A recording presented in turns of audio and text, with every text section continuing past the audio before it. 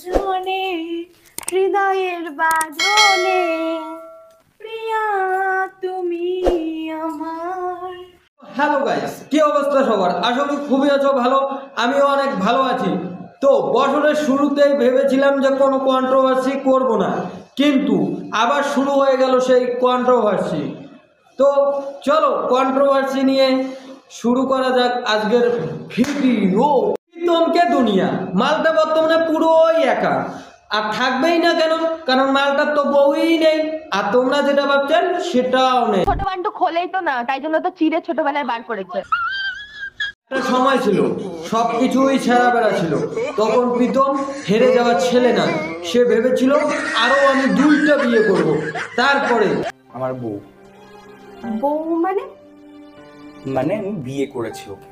Prank हो गया आपके साथ। ভাই তোমরাই বলো, 2-3টা বিয়ে করার পর তাকে নিয়ে যদি কেউ রোস্ট করে সে কি বলে? রোস্ট করতেই পারে, রোস্টের মতো হয়ে একটা মানুষের খারাপ কথা বলে, ঠিক আছে আমার মা বাবা তুললে আমি তখন তাকে ছাড়ি না। তুমি আরে বোকা চোদা, তোর বউয়ের মাঝে তোর মাকে খুঁজে পাস? বাই দ্য वे গাইস, গরিব গুরু নামে একজন ক্রিয়েটার আছে, তাকে প্রীতমকে দুনিয়া পরপর চুম্মা নেবেলের 2টা স্ট্যাগ দেয়। তো স্ট্যাগটা তোমরা অনেকেই জানো, আবার অনেকেই জানো না। স্ট্যাগটা হচ্ছে ইউটিউবারদের একটা ইমোশন।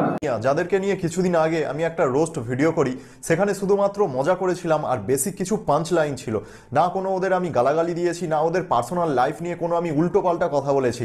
তারপরেও জোর করে আমাকে ডিরেক্ট স্ট্রাইক মারে। অলরেডি আমার চ্যানেলে একটা স্ট্রাইক ছিল, প্রীতম আবার জোর করে আমাকে একটা স্ট্রাইক মারে। ওয়ার্নিং দিলাম যে এরপর যদি নেক্সট টাইম যদি কিছু হয় খাবে। আরে দাদা দাঁড়াও দাঁড়াও, এই কথাটা কোথায় যেন শুনেছি, কোথায় যেন শুনেছি। হ্যাঁ মনে পড়েছে, তিতি তুষার বলছিল না? ক্ষমাও চাইবো না, কিচ্ছু চাইবো না, স্ট্রাইকটাও তুলবো না। দেখো ভাই, প্রথমে যখন তিতি তুষার তার মাকে নিয়ে এসেছিল, আর এখন এই ঢ্যামনা চিতি তার মাকে নিয়ে এসে, এরা ভালো করেই জানে যে রোস্টারদের পিছনে লাগলে রোস্টাররা পুরো পদে এই মারে।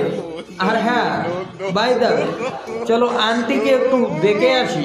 তোমরা বাঁচাও, ওই তপন পাল, পিঙ্কি পাল, রিমি পাল মিথ্যে করে আমার ছেলেটাকে জড়িয়ে শেষ করতে চাইছে, ছেলেকে উত্তেজনা করতে চাইছে। তোমাদের সব দিদিদের বলছি তোমরা পিতামকে বাঁচাও, তোমরা পিতামকে বাঁচাও।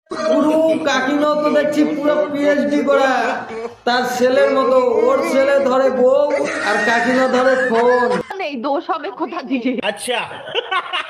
এই বাচ্চা ঢেমনি ঢেমনি, মানে জাত ঢেমনি বলে, জানো জাত ঢেমনি কাউকে? এই যে জাত ঢেমনি ঢেমনি সব হচ্ছে মেয়ে ছেলে। আরে বোকা চোদা, তুই তো নিজেই অন্যের মা বাবাকে গালি দিস, আর তোর মা বাবাকে গালি না দিতেই তোর এত ফাটছে, আর গালি দিলে তো আরো বেশি ফাটবে। অ্যাকচুয়াল ডিভোর্স ডান, ফাইনালি সবকিছু কমপ্লিট। अरे मुझे चक्कर आने लग गया अब। চক করি না, আমি তো সব ভুলেই যাচ্ছিলাম, এই জন্য লিখে রেখেছি। ছি বোকা চোদা, এত নীলা খেলা কবে থেকে তুই শুরু করেছিস? 17 বছর 11 মাস বয়সে আমি বিয়ে করি। বাহ, তোর বয়সে প্যান্টের চেন আপ ডাউন করতেই আমার দিন চলে গেছে, একটা গার্লফ্রেন্ড পটাতে পারি না, আর তুই শালা বিয়ে করে ফেলেছিস। হাট বাড়া। ये दुख का खत्म नहीं होता बे। চোখে দেখে তুমি শাড়ি খুলছিলে। ঠিক আছে, দেখে যখন নিয়েছো, হ্যাঁ খুলছিলাম, হ্যাঁ করছিলাম, কথা বলছিলাম, আমার বয়ফ্রেন্ড। তো guys, তোমরা কি ভাবছো এখানেই সবকিছু শেষ? আরে ভাই না, এখানে ও আবার বিয়ে করেছে। আমার বউ বউ মানে দিদি বউ মানে বোঝো না, লাইসেন্স করা জিনিস। শালা এরা 3-4টা করে বিয়ে করতেছে, আর আমার কপালে একটা গার্লফ্রেন্ড জোটে না। বালের জিন্দগি। থু। दुख का खत्म नहीं होता बे।